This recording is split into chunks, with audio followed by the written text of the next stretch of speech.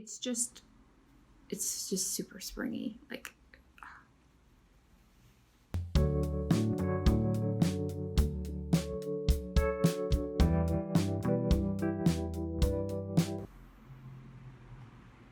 hi guys, we're back at my little corner here for another yarn review.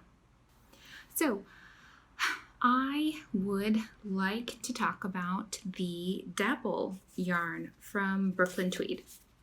Go with this guy. Dapple. Bam. So I love Brooklyn Tweed. I'm a big fan. My favorite sweater is my Tecumseh that I knit in Brooklyn Tweed Loft. And I like yarny, toothy fibers, I guess. I don't know. I like that they don't slip off the needles. There's so many things to like. But I was really excited when this one came out because it's 60% merino and 40% organic cotton. And I am always looking for anything that can like lower the temperature, cut down the heat, but keep me knitting. I mean, it's cool they tell you that the wool is sourced in Colorado and the cotton is sourced in Texas. It's spun in Wisconsin and it's dyed in Philadelphia, so it's 100% American wool. Which if you buy it in America, in some way you can think, it took less to get to you, so maybe a little bit more environmentally friendly to have purchased it. Did I say these retail, or where I purchased it, it was retailing at $12.75 for a skein. It is DK weight. It's 165 yards or 151 meters for 50 grams.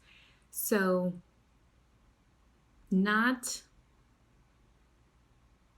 I would say it's kind of like a mid-range in price.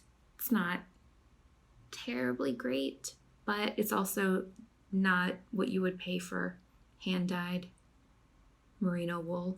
So I rushed to my favorite yarn shop, Wool House, Pasadena, and picked up 6 skeins because I have a plan, and we're going to see if this plan is going to pan out. One thing I will note, and I will show you, I'll do an overhead of all 6 skeins that I got.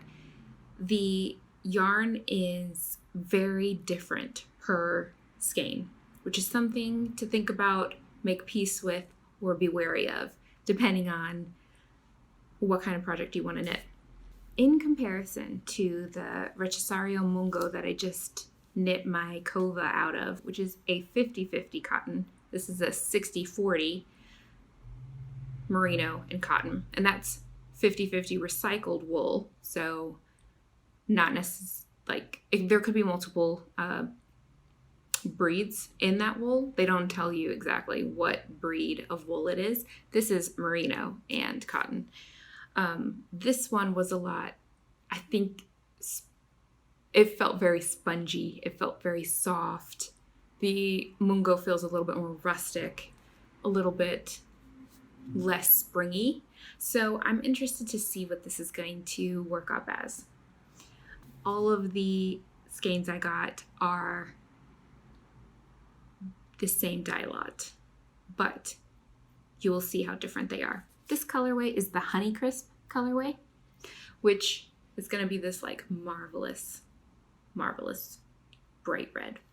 I was considering, I've said it multiple times so everyone knows where this is going, but I'm going to do the Astragal from Pom Pom Quarterly. I'll pop a photo in. The reason why I chose to do this one, I can make it short, so I've got the yardage that can cover the pattern.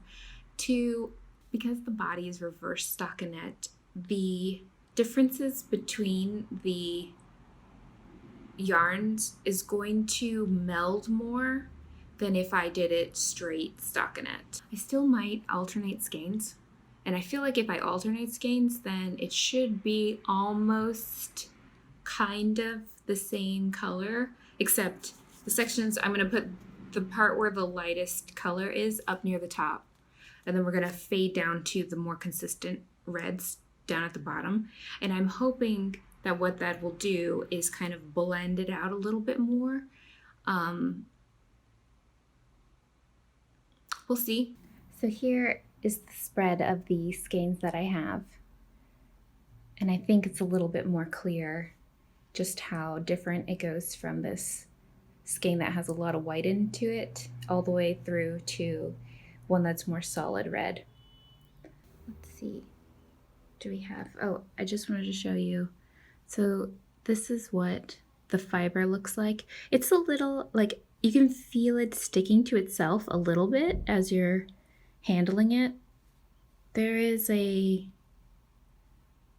like a, see there? See, it just kind of sticks to itself a little bit, which tells me that the stitches are going to hold. So say for some reason your needle falls out of your work for, I don't know, anything could happen, you know. I anticipate that you probably won't drop stitches. It'll probably just stay right where it is, but we'll have to see. So there it is. It's gorgeous. It's lovely.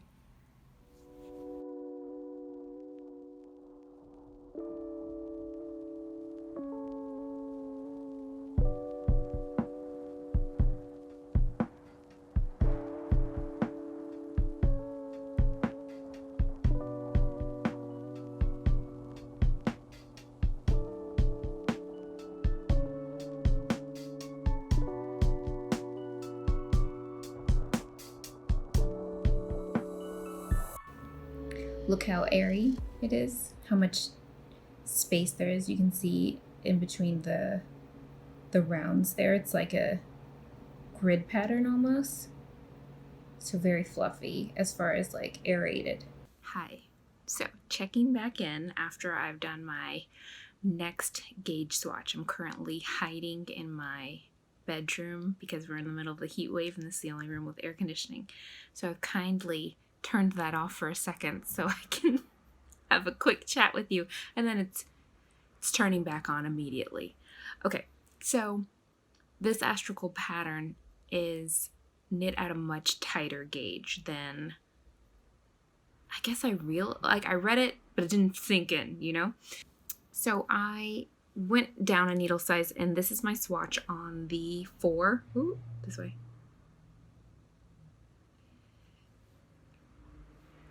I'm getting roughly 20 by, I think, 28. I need it to be 23 by, I think 37. So what I'm going to do is I'm going to go down one more needle size and knit on a 3.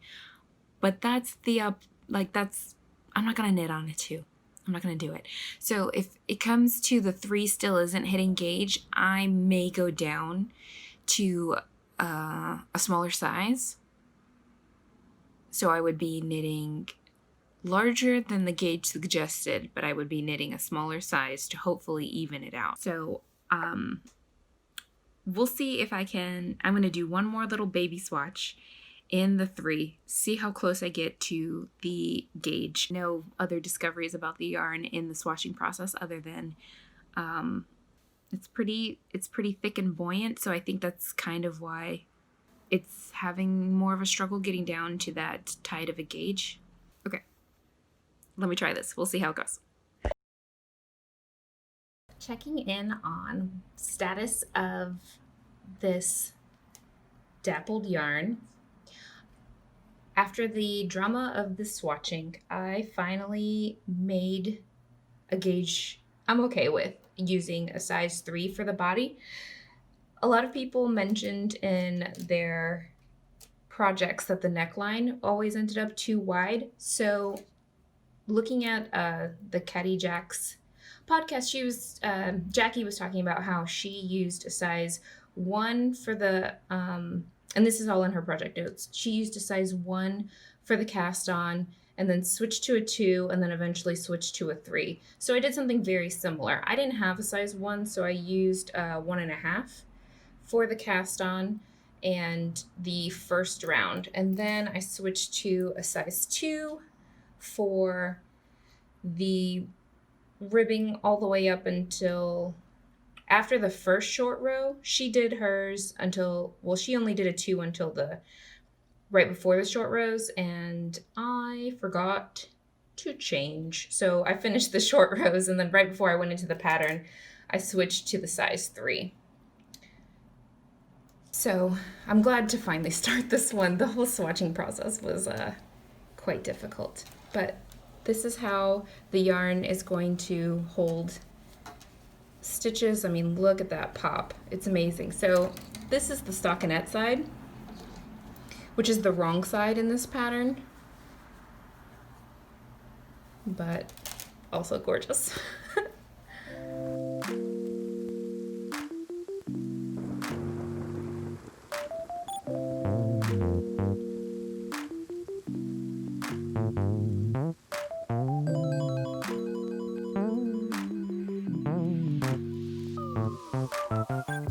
The reason why I'm stopping at this point to show you where I am is I just separated for the sleeves, and the thing I'm trying to consider is how am I going to do the sleeves? If I continue to knit just down the body, I'll use all the yarn, and the sleeves won't have the same fade as the center of the body. So what I think I'm going to try to do is reserve some of the yarn that I'm using for the body and save it for the sleeves. You know, I didn't want there to be like, with this barber pole here, if I waited until the last ball I have to pick up the stitches, right there, it would go to almost solid red. So you'd be this on top of like almost solid red. And I think there would be a harsh line. So what I did was I weighed the ball I'm working on. I've got a really ratty old kitchen scale, but you know, I weighed it and then I knit around the body and figured out that it takes me 2 grams to get around the body. So I think what I'm going to do is I'm going to reserve at least 4 grams from each ball so that I can have 2 grams and 2 grams, because the sleeves are smaller dimensions. So I just wanted to fade a little bit so that it's not a harsh line. If we can just get that line down. So if I save 4 grams from every ball, I think I should be good with the arms. That's just the consideration. Let me know in the comments if you have a better system for this. I've never done it before, so this is the first time I've had to fade arms. So we'll see how this goes. Also, I don't think I mentioned it, but I started helical knitting after the yoke was finished. This is the wrong side of the fabric, and I'm knitting. I turned the piece around so that I could knit instead of purl the rest of the body, and I didn't do such a great job. Somewhere right here, this hole right there, that's where I turned. I've got an end here that I'm going to weave in, and I think I can weave it up to that point and just kind of stitch that hole close. But I should have treated it like a wrap and turn or a German short row, so that it created a double stitch, and then when I went back it would fill in that hole. But I didn't. I just turned around and went the other direction, and now I've got kind of a little bit of a gap. But because I've got this that I'm going to be weaving in later, I'll be able to fix it. So that was nice. You know, I've got these 2 balls I'm contending with, so things are a bit messy right now. But this is the right side of the fabric. So we'll see as we keep going down what's going to happen with the way that the color is diffusing. And I'll keep showing you the right side and the wrong side so you can see how it's looking in stockinette and then how it's looking on reverse stockinette. Hi guys, it's time for my, what are we gonna call this? Vest check. I don't know, something like that. But this is where I show you what the sweater looks like so far without sleeves yet. So I'm filming at a possibly noisier time during the day when the mopeds are out, but it's because this sweater, the brightness of this red when it's also very sunny, like the camera can't handle it. So we're just trying to see if we can get a good look at it right now. Okay, currently this is the status. Because it's reverse stockinette, it's really rolling up on me here. So I'm not sure. This is kind of a nice 80s vibe going on. Very Star Trek-y, I guess. I'm not sure if you can quite see it. This is, you know, I'm hoping all of this blocks out. Clearly, I was pretty tight when I was doing the color work, and it's causing, you know, all of this situation. So I'm hoping we see some changes when I block it. And not looking at that because it is like very distracting. I'm gonna pull it a little bit tighter, so hopefully that kind of stretches out. But you can see here the color changes. This has got a lot of like white, and when I get up really close, let's see if I can do it. I'll do it. See, I've shown you this before, but as you go down to the bottom here, we're getting banding because I'm changing colors, and we're getting into a section that almost goes solid red here down at the bottom, right? So this is the biggest struggle with this yarn. Like, what patterns are gonna work with it when that color change is happening? Now I'm gonna step out of frame, turn this right side out. So this is reverse stockinette, right? And I specifically chose this so that maybe the colors would meld a little better. And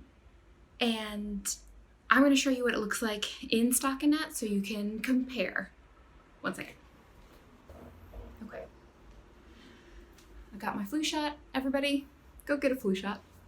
Just for fun. Okay. So this is the stockinette side, and you can see, I feel like it's much more visible, this color shift. Right in here, you know, it's gonna go from this peppery into almost a solid red, and that's where I'm alternating skeins with a skein that's a lot less peppery, and then it goes down into something that we have a lot more solid red, and then it goes down to the solid red. Let me see if I can show it to you. See, solid red down here. Here's the struggle. I fully was like, okay, I'm gonna save enough from this ball to do the arms. But when I got down to the bottom of the ball, which one is it? This one? Look, it went from this stripy candy cane to solid red. So I needed to have stopped using it much sooner, but I had no idea that this was gonna happen at the bottom of the ball. And it's a little bit upsetting because now I'm afraid that when I start the arm, it's gonna have a clear line and I won't have anything that I can use to, you know, blend it a little bit. So I've just got like this this little half line, and then this tiny little thing's got a little bit of it.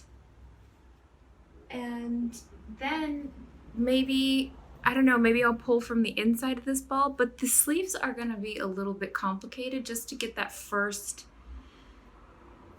fade going. But then after that, most of the colors I have left are pretty similar in red.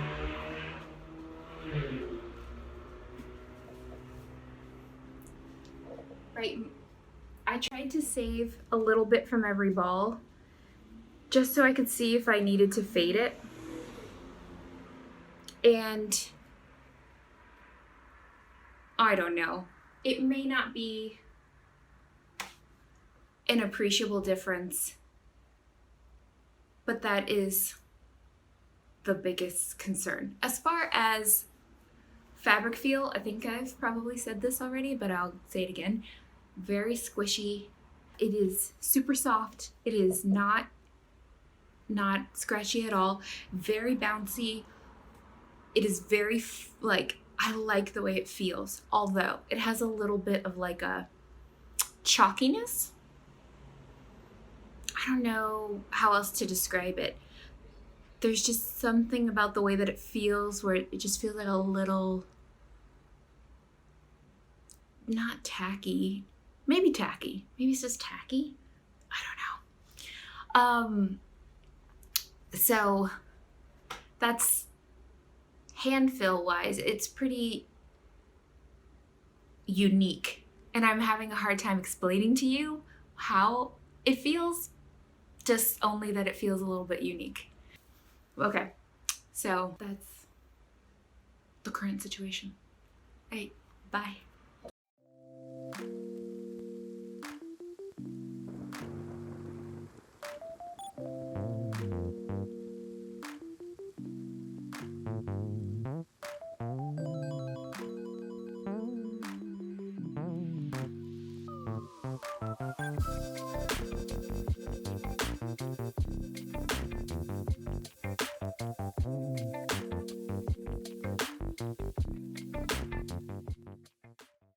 So this is the recap on how I feel about the Astragal well, mostly, this is a yarn review.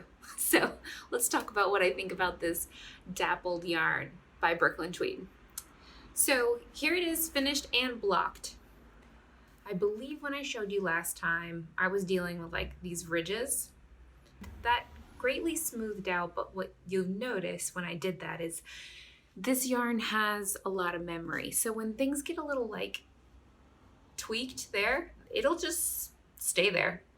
That's how it's gonna hang out until you press it down. All the work I did with the neckline to try to I thought I was being so smart, and casting on with a size 1, moving to a size 2, then a size 3, it didn't matter. Look, it's so wide. I think most people who knit this pattern have this problem with anything over a size 2, but this is the size 2. And so, I mean, clearly maybe my gauge was off. I definitely didn't need to do the size 3 in this case, but I wish it had the little tight up here neckline that it has in the pattern pictures in pom-pom. So I could try to put some elastic in this because it may be growing due to the cotton, and it may just keep growing throughout the course of a full work day or something like that. But I'm not, I'm sad none of that work mattered in the end. But that's just to do with the pattern. It's not the only thing I could say about the yarn is maybe the cotton is going to allow it to grow a bit more than you would expect. Lengthwise, it didn't really grow much. It just opened up here in the neckline more. This is all about how the best laid plans have gone wrong. My great idea about saving 12 grams of each ball didn't work out. So here on the sleeve, right there, there's a hard line in the color, switching over to this more solid red. I love the richness of the color, and I am happy with how I decided to combat the color issues, because since I did this in the reverse stockinette, I feel it does show up. Look, all of these decreases, things like that are going to show up pretty well, pattern related. But under the arms, I totally messed up because I was trying to do this reverse, because I wanted to turn the pattern inside out so that I could just knit it instead of purling this whole section. I picked up the stitches on the knit side, which meant that the ridge, was out here on the outside. So then I had to pull that back, pick it up on the right side, which is the purl side, and then turn it inside out later on, which if I had thought about any harder before I did it, would have made perfect sense. And then I realized that I never weave in ends on the knit side. So in the body of this, I've woven in some ends on the purl side, which is the outside, and then just tucked the tails in to the back to the knit side. Hope all that makes sense. But basically, like, if you know how to do that, like, I don't know why it was like messing with my brain, but there's a right way and you know a link to the video, let me know in the comments, because standard me, I just hacked it. But in conclusion, this has gotten very rambly. So I do think it's a really good choice for warmer climates, or for something that's maybe spring or fall for colder climates. I would definitely knit with this one again. I feel like it's a mid-range on price. This took exactly 6 skeins. Everything I purchased I used, and I do love a pattern where you get like bang on. You don't have scraps to contend with later and try to figure out what you're gonna do with them. So that was really exciting. I thought at first that this was gonna look very holiday, but it doesn't. I can wear it for the holidays, but I did think up here in the top that like the candy cane situation was gonna be intense, and now that it's all done, I don't really think so. Managing the color changes, I think I was right to do a pattern that had reverse stockinette as the body. I would just really evaluate the pattern as to knowing now how it functions, what patterns are going to be good for it. There's not a lot of reverse stockinette patterns out there. You know, nobody likes purl that much, but if you guys can think of anything you think what patterns would go well with this yarn after having seen this whole review, let me know, because I'm always on the hunt for like a good pattern. And this isn't a yarn that I want to give up on, because like I said, perfect. It's like soft, it's bouncy, it's a joy to knit with. The colors that they've chosen are great. Like, I love, they have got a pecan buttery color that's a brownie color. That's great. I like the blue. It's got kind of a denim-y, stonewashed denim look to it. And I think I'm the type of person who this, the color shift is good for, because like I'm not too ate up about things like that. It also could be a great yarn for an accessory, because it's not, the less skeins you have to work with, the less you have to deal with the color shift, if that bothers you. So something to keep in mind. So this is it. This is the finished Astragal in the Brooklyn Tweed Dapple. Hope you enjoyed it. Hope you like watching me test these yarns and getting to hear a little bit more about the patterns in depth than when me and Marika recap. But let me know in the comments if you enjoy this. Maybe. It'd be great to know if you like it. All right. Thanks. Bye, guys.